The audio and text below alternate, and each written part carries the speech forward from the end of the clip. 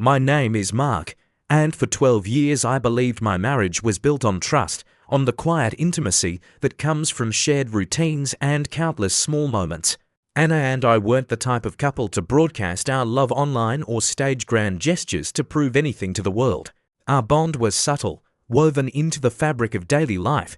Mornings spent making coffee together, evenings watching the same old shows, the simple comfort of knowing that someone would always be there. To anyone observing from the outside, it looked steady, calm, and almost enviable. But the truth is, appearances can be deceiving. What looks like stability can sometimes mask a slow, invisible erosion of connection. For years, I convinced myself that the life we had was enough. I believed that comfort was a sign of love and that long-term relationships naturally evolve into quiet companionship. I told myself that patience, tolerance, and understanding were proof of maturity, that love didn't always have to be fiery to be real. I had no idea how subtle the early signs of emotional distance could be. I didn't notice how small changes accumulated into an overwhelming void. The first indication of something being wrong wasn't dramatic. There was no fight, no raised voices, no accusations. It was a feeling, a persistent unease that slowly crept into my consciousness. I started to feel like a guest in my own marriage, a silent observer of a life I thought I fully belonged to. Conversations, once filled with laughter and curiosity about each other's days, became short and functional. We spoke about logistics, responsibilities, and schedules, but not about thoughts, emotions, or dreams. The warmth that used to flow effortlessly between us began to vanish, replaced by a polite but distant presence. I noticed subtle changes in the way she moved and acted. The casual gestures of affection disappeared. The gentle touches and playful nudges became rare, almost accidental. Smiles that once greeted me with love and reassurance were replaced with polite acknowledgement, a fleeting shadow of what had been.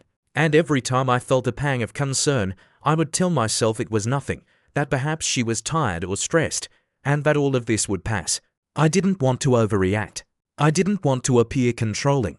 I told myself that silence was patience, that patience was understanding. Looking back now, I realized that I was avoiding the very truth I needed to confront. I was ignoring the early warning signs because facing them felt unbearable. I chose denial over inquiry. I chose comfort over clarity. And that choice allowed distance to grow unnoticed until it became unmanageable. The truth revealed itself one ordinary evening, in a way that was both sudden and inevitable. Anna had left her phone on the kitchen counter while she went to shower. At first, I didn't pay much attention. The phone was hers, private, and I had no reason to suspect anything. But then the screen lit up with a notification, and instinctively I glanced at it. That single, fleeting moment was enough to shatter the fragile illusion I had been clinging to for years. The message I saw carried intimacy, familiarity, and a closeness that no longer existed between us. I froze, feeling my chest tighten and my heart race. My hands shook, and a cold wave of panic swept through me. I wasn't curious out of jealousy. I wasn't trying to catch her. I was driven by an urgent need to understand what reality I had been blind to comprehend the truth that had been happening alongside the life I thought I knew. As I unlocked the phone, my eyes fell on weeks of messages, long conversations filled with attention and emotional closeness that had been withdrawn from me. The words painted a picture of a parallel life, one I had unknowingly shared with a stranger who looked and sounded like the woman I loved. Messages sent late at night. Messages sent while we were together in the same room. Compliments I hadn't received in years. Secrets I hadn't been invited into. Humor and intimacy I had been excluded from. It was relentless, immersive, and devastating. Every memory that had felt distant, every moment of emotional absence now made sense. The late nights, the distracted glances, the abrupt shifts in tone, they were all signs I had missed or ignored. I realized in a painful instant that I wasn't just being betrayed. I was being replaced. The life I thought I shared with Anna had been quietly, methodically invaded by someone else. When she returned from the shower, there was no confusion, no denial. The truth was already written across the space between us. I could feel the weight of it in the air. The confrontation wasn't explosive. There were no raised voices, no dramatic accusations. It was quiet, heavy, and suffocating, as if the room itself was bearing witness to the collapse of everything I had believed in. Tears came, but they were not accompanied by pleading or defensiveness. Her explanations were tentative, revealing a mixture of regret and emotional exhaustion. She spoke of loneliness and emotional distance, not as accusations against me, but as reasons why she had sought connection elsewhere. What struck me most, however, wasn't her words. It was the hesitation, the uncertainty, the recognition that her emotional world no longer belonged entirely to us. It was in that hesitation, more than in any explicit confession, that I understood the depth of the fracture between us. The days that followed were surreal. Time moved forward, but I felt disconnected from it. I performed the routines of life, work, eating, responding to messages, but everything felt hollow. Anger surged in waves, only to dissolve into emptiness and despair. I questioned myself relentlessly, searching for flaws in my own behavior, wondering why I wasn't enough, why I hadn't noticed the cracks earlier, why I had failed to keep the emotional connection alive. I scrutinized memories, replayed conversations, and analyzed her actions, trying to pinpoint the exact moment when the shift began. Every familiar scene, every shared laugh, every tender moment now carried an undertone of betrayal, and I could no longer trust my recollections. Sleep became elusive.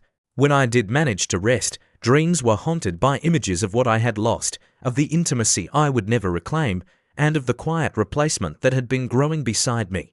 The most excruciating realization wasn't just the affair itself, but the fact that the person I had depended on for emotional safety had chosen secrecy and distance over honesty. It wasn't the infidelity alone that hurt. It was the erosion of trust, the collapse of the foundation on which my life had been built. Anna wanted to repair what had been broken. She offered promises, gestures of commitment, and assurances of change. She spoke of rebuilding trust, of transparency, of working together to salvage the marriage. Part of me longed to believe that reconciliation was possible. 12 years of shared history, of dreams and struggles, made walking away seem unimaginable. Yet I knew, deep down, that trust cannot be restored on demand. It cannot be reconstructed with words alone. Trust is fragile, earned over time, and once broken, it leaves indelible marks. I realized that even if we had stayed together, something essential had been lost. I would never be able to ignore the doubt, the lingering suspicion, the emotional distance that had already taken root. Love without safety and trust becomes another form of loneliness, one that gnaws silently and endlessly. So I made the decision to leave. Not out of hatred, not out of revenge, but out of self-respect. The separation was quiet and dignified. There was no spectacle, no public display of anger. Just two people acknowledging that some fractures cannot be repaired without sacrificing pieces of themselves in the process. Letting go was one of the most difficult experiences of my life. It wasn't the act of leaving that hurt most. It was the release of the future I had imagined, the life we had planned together, the dreams that now belonged only to memory. I mourned not only the relationship, but the life I had thought was secure, the illusions of love and partnership that had been so carefully constructed. This experience taught me lessons I never wanted to learn. Silence is often the first sign of emotional distance. Comfort is not a substitute for connection. Love cannot survive where honesty disappears. Betrayal reveals more about the person committing it than the person enduring it. Choosing yourself is not selfish, it is essential. Sometimes, the hardest loss isn't the relationship itself, but the version of life you had believed in. And sometimes, walking away is not surrender.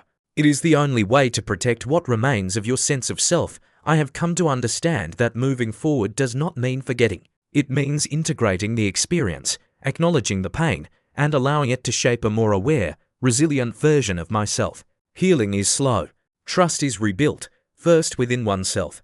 And in time, the quiet moments of life, once filled with unease and doubt, can regain their weight and meaning, not as they were before, but as something new, forged from the understanding that self-respect and emotional integrity are invaluable.